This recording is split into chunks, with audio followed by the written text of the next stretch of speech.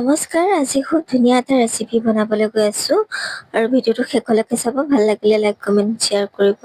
ভেবেলী লতা দি broiler মাংস বনাব লৈছোঁ। ব্ৰইলাৰ মাংসখিনি ধুনীয়াকৈ মই বইল কৰি লৈছোঁ আৰু ইয়াতে ভেবেলী লতাখিনি সুন্দৰকৈ পেষ্ট এটা বনাই লৈছোঁ।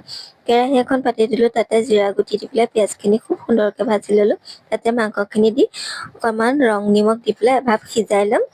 অকণমান ভাজা হোৱাৰ পিছতে আমি ভেবেলী লতাখিনি ইয়াতে ঢালি দিম।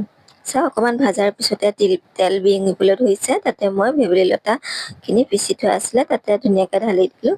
ঢালি ইয়াৰ পানীখিনি অকণমান শুহিবলৈ দিম। তাৰপিছতে আমি মাংসত যিখিনি মছলা ব্যৱহাৰ কৰোঁ সেইখিনি দিম। পানীখিনি শুকাই গ'ল দেখিছেনে? ইয়াতে মই যিখিনি মছলা ব্যৱহাৰ কৰিব লাগে মাংসত সেইখিনি দিছোঁ, বেলেগ একো দিয়া নাই। জিৰা ধনিয়া দিছোঁ। তাৰপিছত আমি গৰম পানী ব্যৱহাৰ কৰিছোঁ। সুন্দৰকৈ আমাৰ 10-15 মিনিটৰ পিছত আমাৰ মাংস তৰকাৰী ৰেডি হৈ গ'ল।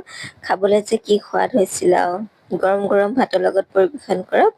খাবলৈ খুব সোৱাদ হৈছিলে। ভিডিঅ'টো কেনেকুৱা পালে কমেণ্ট কৰি জনাবলৈ নাপাহৰিব।